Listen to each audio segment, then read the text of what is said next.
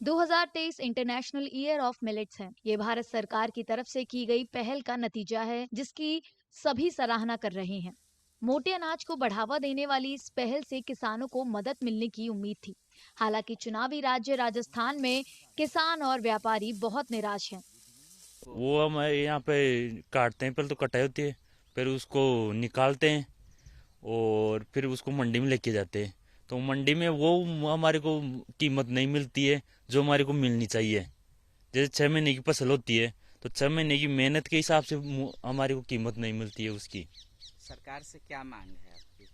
सरकार से कि जो हमारे वास्तविक रेट होनी चाहिए ना किसान की, वो मिलनी चाहिए हमारे को। मोटे अनाज को बढ़ावा तो दे रही है, लेकिन इसमें ये कीटाणु ये जो ज़्यादा लग जाते हैं, इससे बेनिफिट नहीं मिल रहा है। और जो सब्जी की फसल बोते हैं ना, उसमें बेनिफिट मिलता है हमारे को। इसमें बेनिफिट अब इस साल तो कुछ भी नहीं मिला हमारे को।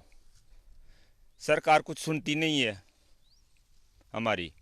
सारा माल छोटी मंडियों में रुक जाता है, यहाँ आने की कोई व्यवस्था बैठती नहीं है सरकार के द्वारा। आपको क्या किस तरह की समस्या आ रही है? हमारे को एक तो क्या ऑक्शन यहाँ नहीं हो पा रहा। ऑक्शन हो तो माल बिक जाए फटाफट। छोटी मंडियों में ऑक्शन हो जाता है, 2 महीने में माल बिक जाता है, पैसे लेके किसान घर चला जाता है। यहाँ यही समस्या है, ऑक्शन नहीं होता एक तो, और प्रॉपर माल नहीं आ पाता। पूरा माल नहीं, पूरी गाड़ी नहीं बन पाती यहाँ पर। राज्य में खेती को बढ़ावा देने और कृषि विकास को बढ़ावा देने के मकसद से राजस्थान सरकार ने कई कदम उठाए हैं। कुछ किसानों के मुताबिक राज्य सरकार की योजनाओं ने मोटे अनाज के उत्पादन में शामिल लोगों को फायदा पहुंचाया है, क्योंकि न्यूनतम समर्थन मूल्य बढ़ रहा है। किसानों को लाभ हुआ है साहब। पहली बात तो सबसे ज़्यादा तो यहाँ बाजरा ही होता है खरीफ की फसल में। और बाजरा में सबसे बड़ी बात, पहले जब 1995 रुपये की जब इन्होंने MSP निकाली थी ना, तो हमने ये सोचा था कि बाजरा कोई 1995 रुपये बिकेगा गया।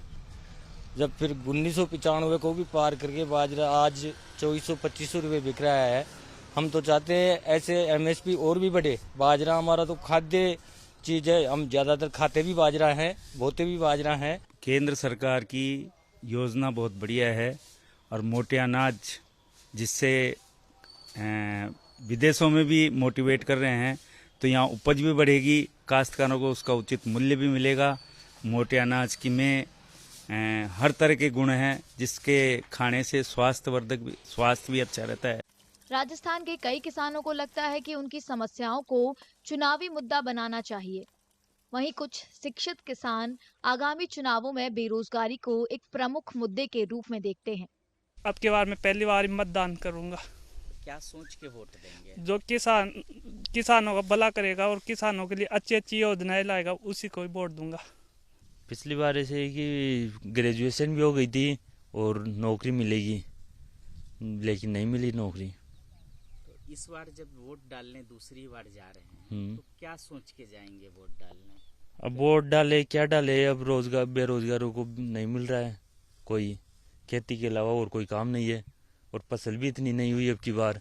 राजस्थान 44% हिस्सेदारी के साथ देश का सबसे बड़ा मोटे अनाज का उत्पादक राज्य है। राज्य की अर्थव्यवस्था का 25% हिस्सा कृषि पर निर्भर है। ऐसे में आने वाले चुनाव में किसानों का मुद्दा बहुत ज्यादा महत्वपूर्ण होने की संभावना है।